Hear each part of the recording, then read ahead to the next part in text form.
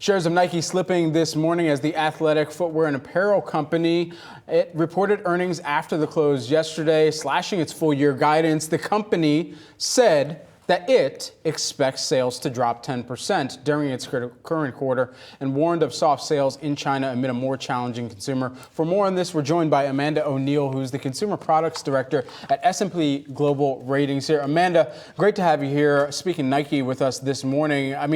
Want to just get your read in on what we heard from the company and especially how they're navigating this consumer mindset and environment. Thank you for having me. Happy Friday. Happy Friday. Yeah. Nike, it was surprising that Nike, is expecting revenue declines next year. The company, was flat this year for revenue. Last year, they grew 10%. So we saw a sequential decline throughout the year, but they noted many challenges, right? So we know that the macro is weaker. They've lost some traction in their digital strategy and have had to shift and pull back and move more into the wholesale channel. And that's going to take time, and that is going to hurt their results for fiscal 25. We know that from what we heard on the call, that this looks like it's just going to be a fiscal 25 challenge, and that they expect to have momentum from new innovations hitting the marketplace to start growing in 26.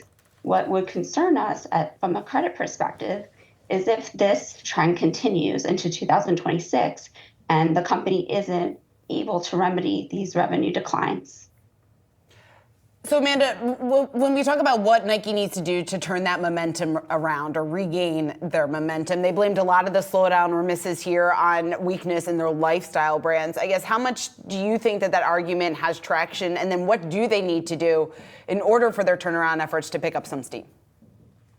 Right. There's a, some thought in that because they were so focused on growing their internal and their digital capabilities and growing on their own direct to consumer digital business, that maybe they missed on some innovations in running specifically. And the consumer, shopped elsewhere. We've seen other brands really come into and gain popularity and take some share, those being Hoka and On Running, for example. New Balance has also gained traction. So for Nike, what they really need to do is continue to focus on innovation. They're going at it from a more balanced approach than digital focused. And they're trying to meet the consumer where they want to shop and really hone in on some of the key trends in consumer, which include, comfort, athleisure, and really focusing in on sport. Innovation, it costs. You got to spend heavy into that and hope that it sticks with consumers as well. Where do you think that division is that Nike can lean into where innovation will shine through and they'll be able to pass that through to the rest of the business? Yeah, so Nike toted on the call that, they have a vault, right, of products and a portfolio of that they can continue to, bring back and, recreate them and grow, such as they did with, revamping, if you will, such as what they did with Jordan pre-pandemic.